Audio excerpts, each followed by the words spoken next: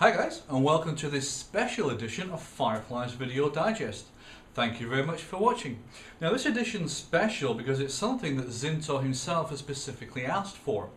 He contacted me a few days ago over Twitter and asked if I would help to collate information and feedback from us, the community, to be able to give back to his guys at DICE and to be able to share with the different people within the company.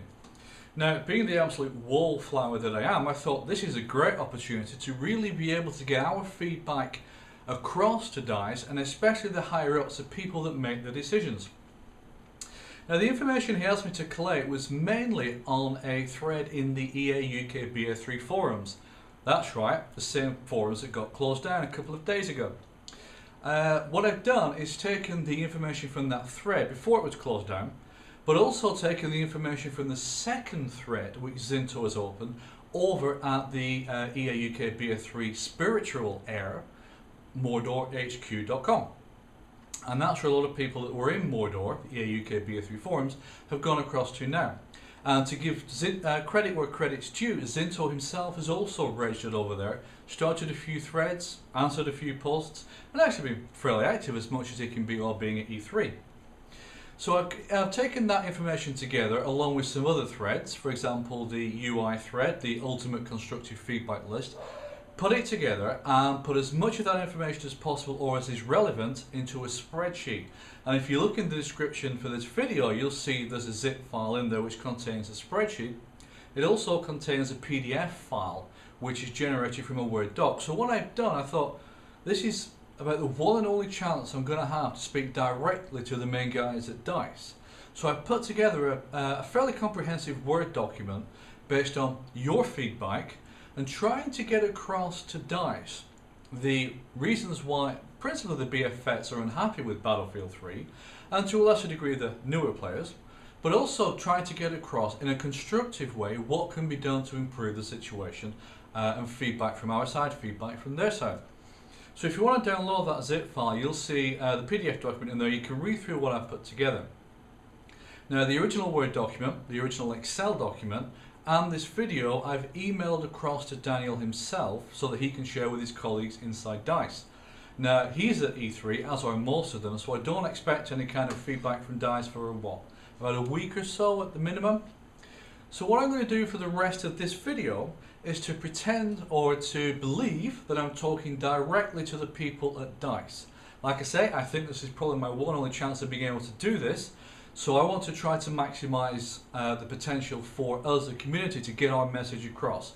So Daniel, Lars, Patrick, Alan, Gustav, all of you guys, if you're watching this in your hotel room, if you're watching this in a meeting room or in your office, this message is directly to you. Battlefield 3 was, and I think you can appreciate, not the game it could have been.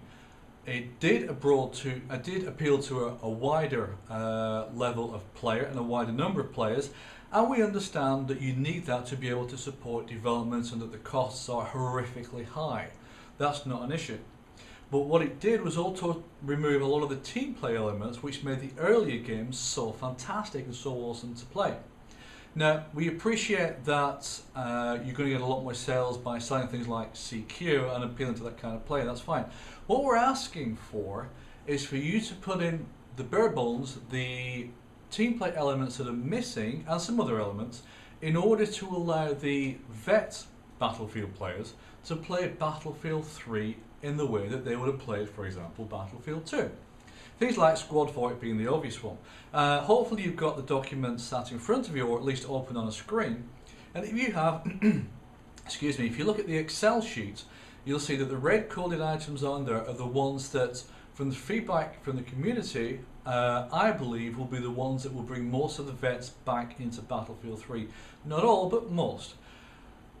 In addition to that, those red coded items will also make gameplay better for the new players. So basically everyone wins, everyone's happy or happier, and without putting too fine a point on it, your DLC sales increase. So there is a benefit to you by going down this path. You'll also notice if you read through the Word document that probably the biggest thing I've put in there is communication. Now take mod tools.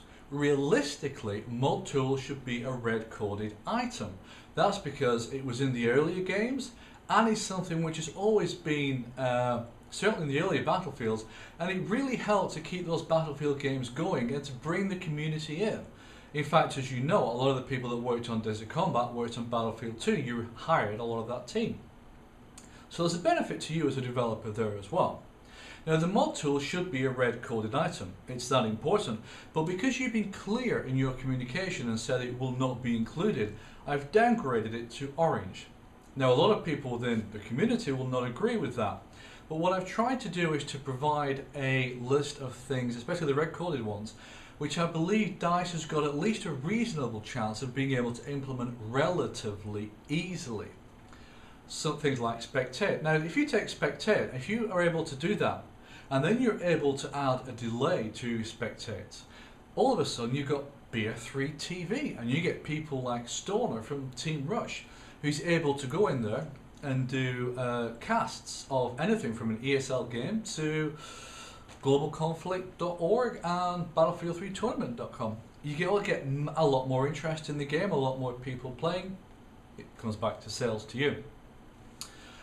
And as I said earlier, I'm taking this as an opportunity as a long-term Battlefield player and someone who's purchased an awful lot of Battlefield titles, and taking this as an opportunity to try and get across to you the message that we want Battlefield to succeed. Myself and my fellow vets and the new players want to buy your product. We want to buy your DLC. But it reaches a point where we turn around and say enough is enough. And certainly for myself and for a lot of other people, that point has been reached. Now I've outlined a number of steps towards the end of the document, what you can do to be able to restart the process of reconnecting with your player base, particularly the vets, but to a lesser degree the newer players. As I say, I don't expect you to provide any kind of feedback until after E3 is gone, and that's fair enough. You're busy, I appreciate that. But what I would say is that this feedback, this video, those documents have been requested by Daniel. They've been requested by DICE. And it would be discourteous, to say the least, not to provide at least some form of feedback on what you've requested in the first place. So I do very much hope that I get, I'm not bothered if it's personal or in a forum post, feedback on what I presented to you and what the community's helped to put together. You'll notice that there's a lot of stuff in there.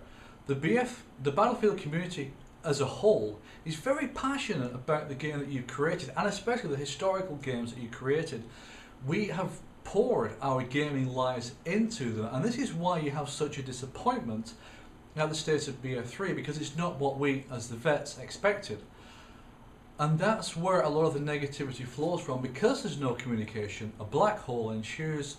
We always think nothing's going on, and so we get very negative and start to wonder why we're playing this game anyway. This is a chance for you to reconnect with us, the players, especially the vets, and to be able to start getting things back on a right keel, on a right level. So I hope you're able to provide feedback at some point.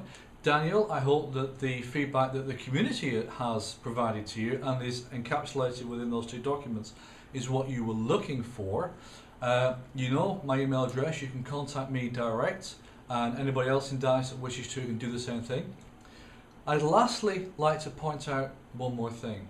What you see in front of you, those documents, is simply a collation of a lot of posts and a lot of threads and a lot of passion that's come out from the people that play your game. This video is the passion behind that paper that you're holding in front of you. And I want to really reinforce that there are tens, hundreds, possibly thousands of people that have effectively put things towards those documents and poured out their ideas and poured out their suggestions. I hope that reinforces to you that we want this franchise to succeed. We want it to carry on, we want it to grow, we want it to get better. We don't want to be at loggerheads with you. Thank you for your time. Thank you to everyone that's contributed in one way or another to those documents and to the information in them. You guys rock, the community rocks. I've got to say, it's a fantastic community to be in. Dice, I hope that you provide feedback, not just to me, but also to the community. I hope it's positive. I hope perhaps you take some of the ideas in there and that you use them. That's it for this digest, and to the community, as always, if you've enjoyed it, please like, please consider subscribing to my channel. And to Dice and to everybody in the community, enjoy your gaming. Take care.